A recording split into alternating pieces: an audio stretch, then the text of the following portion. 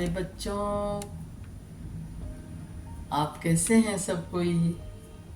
मुझे तो आप सबकी बहुत याद आ रही थी, पर क्या करें, किसी कारणवश में इतना दिन वीडियो नहीं दे पाई। उसके लिए क्षमा प्रार्थी हूँ। और मुझे लग रहा है कि जो मैं गुरु की कृपा से जो संदेश आप लोगों तक पहुँचाना चाह रही हूँ, आशा है आप लोगों को अच्छा लग रहा होगा। और जो अच्छा लग रहा है या कुछ उसमें सुधार की ज़रूरत है तो वो आप कृपया मुझे कमेंट करके ज़रूर बताया कीजिए, तो मैं उस हिसाब से अपने आप को थोड़ा सा और सुधार करने का चेष्टा करूं। और बच्चों, आज भी हम लोग जो कहानी सुनना चाह रहे हैं, उस कहानी का मूल संदेश यही है कि जैसे हमारे जगत पिता है परमेश्वर, तो जगत में आने के बाद हमें परमपिता परमेश्वर का हमेशा ध्यान रखना चाहिए और विश्वास रखना चाहिए कि वो सतत हमारे साथ है। जैसे परिवार में जो माता पिता होते हैं, बच्चों के संरक्षण होते हैं, उनके बच्चे उनके पास में रह के खुद को निश्चिंत समझते हैं कि भाई मुझे क्या चिंता है, मेरा तो भरण पोषण करने वाले, मेरी सुख सुविधा देखने वाले मेरे माता पिता मौजूद है। ऐसे ही जगत पिता है जो हर प्राणी के लिए, इंसान के लिए ही नहीं, जो भी इस जगत की सृष्टि है उसके सब के संरक्षण का, भरण पोषण का ईश्वर ध्यान रखते हैं। हम लोगों की मारवाड़ी में एक तो कहावत बोलते हैं ना, बोले चाँच दियो भी के लिए चुग्गो भी तैयार है। तो जब संसार में जो आए हैं तो जिसके लिए जो उचित व्यवस्था होनी चाहिए, ईश्वर सारी व्यवस्था करते हैं। तो इसी की एक जो कहानी है गुरुजी ने हमें सुनाई, वो मैं आपको सुनाना चाहती हूँ।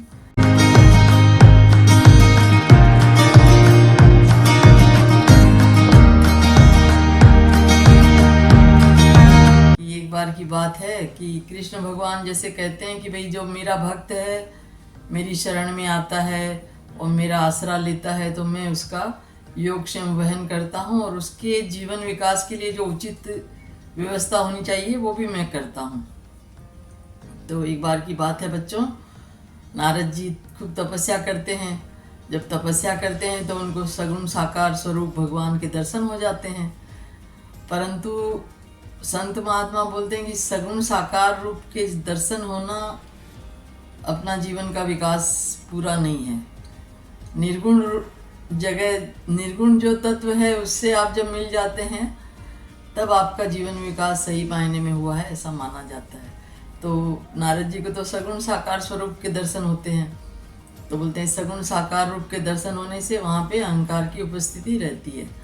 तो नारद जी मन में सोचते हैं कि आहा, मैं तो कितना बड़ा भक्त बन गया और मुझे भगवान के दर्शन हो गए, तो लगता है मेरे जैसा और कोई भक्त इस धरती पर है ही नहीं। तो ऐसा मन में जब अहंकार आता है तो भगवान को बहुत मन में ऐसे लगता है, जैसे होता है ना कोई बच्चा बहुत थोड़ा सा घमंड में आ जाता है तो माँ बाप को चिंता होती कि भाई कहीं ये गलत राह पे न चल पड़े, तो उसको समझाते हैं, उसको मार्गदर्शन करते हैं उसका। वैसे ही भगवान उसके अंदर में जैसे प्रेरणा करते हैं नारद जी के मन में कि भाई ये जो अहंकार है इससे भी इनको मुक्ति मिल जाए। तो नारद जी के मन में स्फुरना आती है कि भाई भगवान, मैं आपका बहुत अनन्य भक्त हो गया हूँ, तो मेरा मन है कि मैं इस संसार में जो है वो जो संसार के सुख है उनका भी रसास्वादन करूं। तो उनके मन में विवाह करने की इच्छा होती है। और भगवान तो सब अंतर्यामी है, वो तो जानते ही हैं। तो भगवान माया रचते हैं, एक बहुत सुंदर नगरी तैयार हो जाती है और नगरी में एकदम इतनी सजावट, इतना वहाँ पे ताम झाम रहता है। तो नारद जी वहाँ से जाते हैं तो देखते हैं कि आकर्षित हो जाते हैं, बोलते हैं भाई क्या हो रहा है यहाँ पे, इतना उत्साह कैसे, इतनी सजावट कैसे है। तो राजा के पास जाते तो राजा धन्य हो जाते, वही हमारे राज दरबार में मुनि पधारे हैं, नारद जी पधारे हैं, उनके स्वागत सत्कार में लग जाते हैं। फिर राजा की एक बेटी होती है बहुत ही खूबसूरत, और विवाह योग हो गई होती है। तो राजा जी अपनी बेटी को भी बुलाते हैं, बोले बेटा प्रणाम करो, नारद जी आए हैं, इनकी सेवा की व्यवस्था करो। तो नारद जी उसकी सुंदरता पे एकदम मुग्ध हो जाते हैं। नारद जी सोचते हैं कि भाई वो नहीं, पहले राजा उसको बोलते हैं नारद जी को, नारद जी मेरी बेटी का हाथ देखिए आप। तो हाथ देखते राजा की बेटी का, तो नारद जी बहुत खुश होते हैं और राजा से कहते हैं कि राजा, आपकी बेटी का विवाह तो त्रिभुवन स्वामी से होगा। अब ये कहने को तो ये कह देते हैं, पर उनके मन में क्या होता है, उसकी रूप लावण्य को देख के वो भी मोहित हो जाते हैं और उनके मन में इच्छा होती है कि काश मैं इससे शादी कर लूँ तो मैं भी त्रिभुवन स्वामी बन जाऊंगा। वो भूल गए कि इसके हाथ में रेखा है कि इसकी शादी त्रिभुवन स्वामी से होगी, और नारद जी दूसरी तरफ सोचने लगे कि मैं इससे शादी कर लूँगा तो मैं भी त्रिभुवन स्वामी बन जाऊंगा। तो फिर स्वयंवर की तैयारी होती है। तो इधर में नारद जी भगवान से फिर आह्वान करते, भगवान से कहते, भगवान मुझे इतना सुंदर बना दीजिए आप कि मैं एकदम, मेरे मुकाबले में कोई भी वैसा संसार में धरती पे कोई सुंदर नहीं हो। तो भगवान क्या करते, भगवान नारद जी को बोलते, बोले नारद, जैसा तुम्हारे जीवन के विकास के लिए तुम्हारे लिए जो उचित होगा मैं तुम्हें वैसा ही बना दूंगा। ऐसा बोलते हैं उसको, नारद जी को। और उसका मतलब चेहरे से नीचे का अंग इतना सुंदर बनाते हैं कि भाई हाथ छूने से लगता है मैला हो जाएगा, इतना सुंदर स्वरूप उनका। और चेहरा बना देते बंदर का। तो पहले तो इतने आईने होते नहीं थे ना, तो नारद जी इतना ध्यान भी नहीं देते हैं। वो अपना सोचते, वाह क्या हमको तो अपने हाथ पांव बदन दिख रहा है, तो कितना खुश किया हो, मेरे जैसा तो कोई सुकोमल राजकुमार दुनिया में धरती पे होगा ही नहीं। और जाके वहाँ स्वयंवर में बैठ जाते हैं। राजकुमारी हाथ में वरमाला लेके आती है। नारद जी देखते हैं कि बस ये तो मुझे ही पहनाएगी, सबसे खूबसूरत तो मैं ही हूँ। तो राजकुमारी उनके सामने से जैसे जाती है तो देखती है चेहरा तो बंदर का है, तो वो आगे बढ़ जाती है। तो नारद जी सोचते हैं शायद इसने मुझे देखा नहीं है। वो जिस तरफ मुड़ती है वहाँ जाके फिर बैठ जाते हैं। फिर वहाँ से देखते, राजकुमारी देखती है उनका बंदर का मुँह, फिर आगे बढ़ जाती है। तो नारद जी सोचते हैं कि शायद इसकी नज़र मुझ पर नहीं पड़ रही है। तो वो आगे पीछे जहाँ जहाँ वो जाती है वहाँ बैठ बैठ के अपना खूब देर करते हैं। अब इतना देर में होते होते देखते हैं कि भगवान वहाँ स्वयंवर पर उपस्थित हो जाते हैं। और वो जो राजकन्या है वो भगवान को वरण कर देती है, वो वरमाला पहना देती है। अब भगवान कन्या को राजकन्या को लेके चले जाते हैं वहाँ से। तो बाद में क्या होता है कि वहाँ पे शिव जी के गण भी थे 2। तो वो जब नारद जी अफसोस करते हैं कि भाई ये क्या हुआ, मैं तो इतना सुकोमल, इतना सुंदर, इतना स्वरूप मेरा शरीर है, और इसने मुझे वरण नहीं किया और उसको वरण करके चली गई वो। तो वो जो गण थे शिव जी के, वो बोले कि महाराज आपसे कोई गलती हुई है, आपने अपना चेहरा नहीं देखा है, आप अपना चेहरा देखिए। तो नारद जी अपना चेहरा देखते हैं पानी में, तो देखते बंदर का चेहरा है मेरा। तो तब तो तमा जाते, एकदम क्रोध में उबलने लगते हैं कि भगवान ने मेरे साथ छल किया है, मुझे तो शरीर इतना सुंदर सुकोमल दे दिया और चेहरा मेरा बंदर का कर दिया। अब ऐसे एकदम गुस्से में आग बबूला हो जाते हैं और आगे बढ़ते हैं। तो देखते हैं कि थोड़ी दूर में भगवान उसको, राजकन्या को लेके जाते हुए दिख जाते हैं। तो नारद जी का तो अब तो क्रोध समा ही नहीं रहा है। जाके बोलते, भगवान आपने ये क्या किया मेरे साथ, मैंने आपसे बोला था कि मुझे सुंदर बना दीजिए, तो आपने मुझे बंदर का चेहरा दे दिया। कोई बात नहीं है, अब आप जैसे मैं आशा करके गया था कि मैं विवाह करके संसार का सुख भोगूंगा, तो आपने मेरे उस इच्छा पे तुषाराघात कर दिया। अब आप भी ऐसा ही तड़प जो है वो भोगेंगे, और जो मेरा बंदर का चेहरा आपने किया, मेरा मखौल बनवाया है, वही बंदर आपकी मदद करेगा। तो भगवान बोलते, ठीक है नारद, जो आपने कहा है वो सिरोधार्य है, परंतु मैंने आपके जीवन विकास के लिए ही किया ये सब। तो बस वो कोई बात नहीं, भगवान तो माया थी, अंतर्ध्यान हो गए वहाँ से।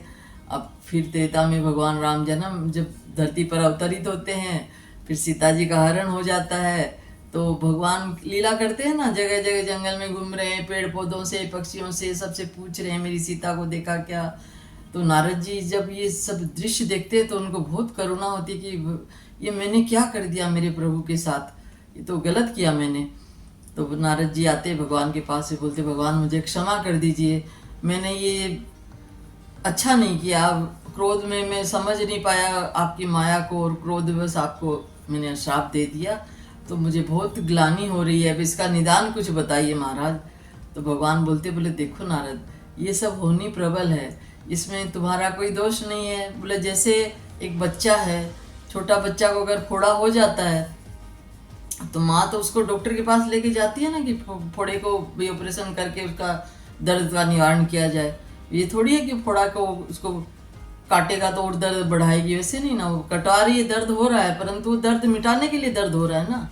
बोले इसीलिए मैंने तुम्हारे अंदर जो अहंकार आ गया था, मैं नहीं चाहता था कि तुम्हारी तपस्या का इतना एकदम पतन हो जाए। तुम आज जो तुम्हारी देवर्षि नारद की जो पदवी है वो जाके तुम्हारी धूमिल हो जाए, तो इसीलिए मुझे ये सब माया रचनी पड़ी। तो बोले भगवान मुझे क्षमा कर दीजिए, मुझसे बड़ी भूल हो गई है। और तो बोले कि नहीं, ये होनी की प्रबलता है, और जो संसार में जो जो मुझे रोल करना है, मैं तो उसे तुमको दिख रहा है कि मैं दुखी हो रहा हूँ, मैं थोड़ी अंदर से दुखी हो रहा हूँ। मुझे तो सब पता ही है कि मुझे ये रोल निभाना है। जैसे सिनेमा देखते हैं हम लोग, पिक्चर में तो होता है ना, डायरेक्टर जो जो कहानी लिख देते, बता देते हैं, वो सब कहानी को उसी हिसाब से जो कलाकार है वो लोग निभाते हैं अपना अपना रोल। तो जब रोल निभाते हैं तब दुख है, सुख है, आनंद है, उत्सव है, जो भी है वो रोल करते हैं, परंतु उसके बाद थोड़ी उसका कोई प्रभाव रहता है। तो भगवान भी उसको, नारद जी को बोलते हैं, नारद तुम दुखी मत हो, ये मुझे संसार के जो पाप बढ़ा हुआ है उसको मिटाने के लिए मुझे अवतार लेना ही था, और मैंने तुम्हारे भले के लिए ही ये माया रच के तुमको एहसास कराया कि देखो ये माया है, इसमें तुम्हारा उत्थान नहीं होगा, पतन ही हो जाएगा।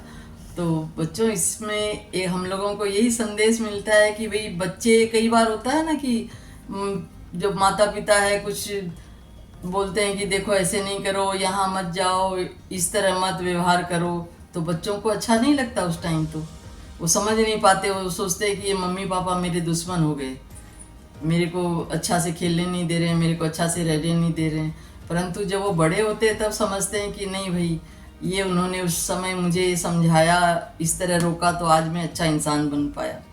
इसीलिए बच्चों, अपने परिवार के जो अपने माता पिता है, बड़े बुजुर्ग हैं, उनकी आज्ञा का पालन करना चाहिए, और उनकी आज्ञा के अनुसार कभी उनके साथ अपशब्द नहीं कहना चाहिए, और विरोध भी नहीं करना चाहिए।